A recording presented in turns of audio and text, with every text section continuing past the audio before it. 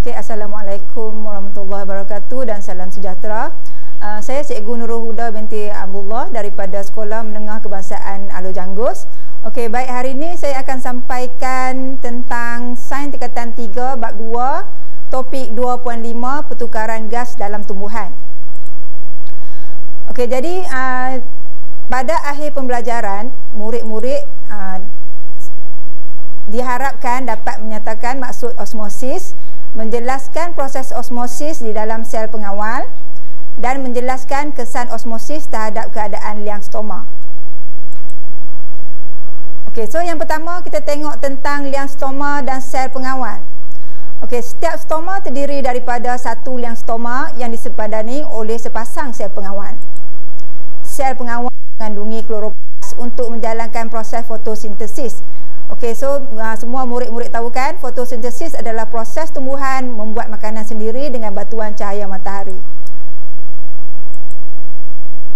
Okey, liang stoma tumbuhan untuk menjalankan proses fotosintesis apabila terdapat cahaya dan tertutup apabila keadaan menjadi gelap atau semasa tumbuhan kehilangan air yang banyak pada hari panas. Okey, ini adalah gambar bagi liang stoma. So kamu tengok gambar yang pertama adalah gambar A, stoma terbuka. So kita akan dapat melihat ada sel pengawal yang mengawal yang menyebabkan liang stoma terbuka. Dan pada hari panas ataupun waktu tumbuhan kehilangan banyak air, so stoma akan tertutup pada gambar B. Okey, seterusnya kita tengok tentang konsep osmosis. Okey, osmosis ialah proses pergerakan molekul air dari kawasan berkepekatan molekul air yang tinggi bermaksud larutan yang berkepekatan zat terlarut yang rendah ke kawasan berkepekatan molekul air yang rendah bermaksud larutan itu berkepekatan zat terlarut yang tinggi merentas membran separa telap. Okey, membran ini telap kepada air tetapi tidak telap kepada sesetengah zat terlarut seperti molekul sukrosa.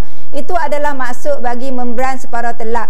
Jadi kalau kita tengok kepada gambar, kamu akan nampak ada satu kawasan yang ada banyak titik merah dan satu kawasan yang ada sedikit titik merah. So titik merah tu mewakili zat terlarut.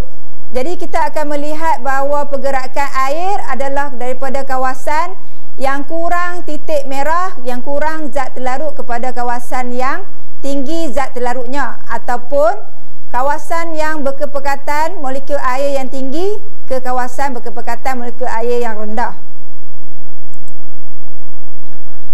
Okey, seterusnya adalah proses osmosis di dalam sel pengawal.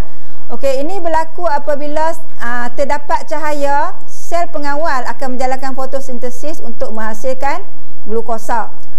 Okey, kemudian kepekatan glukosa di dalam sel pengawal akan meningkat dan menyebabkan air meresap masuk ke dalam sel pengawal secara osmosis.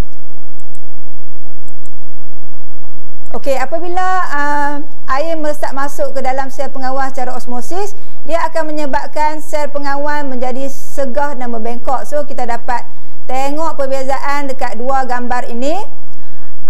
So gambar kedua, apabila air meresap masuk, so sel pengawal akan menjadi segah dan membengkok.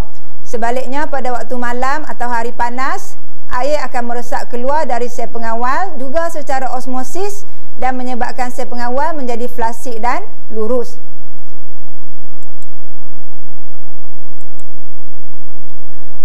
Okey, seterusnya adalah kesan osmosis terhadap liang stoma.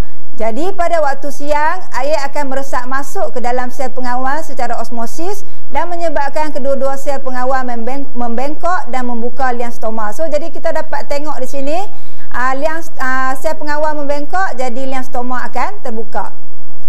Okey, pada waktu malam atau hari panas pula, air akan meresap keluar dari sel pengawal secara osmosis dan menyebabkan kedua-dua sel pengawal kembali menjadi lurus dan menutup liang stoma. So ini adalah gambar di mana liang stoma tertutup.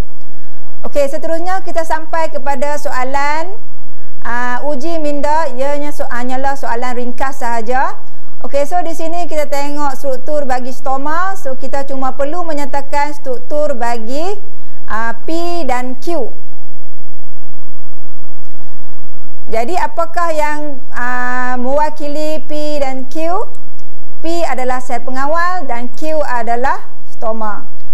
Okey, so sekian saja kita punya pembelajaran pada hari ini. Sekian, terima kasih.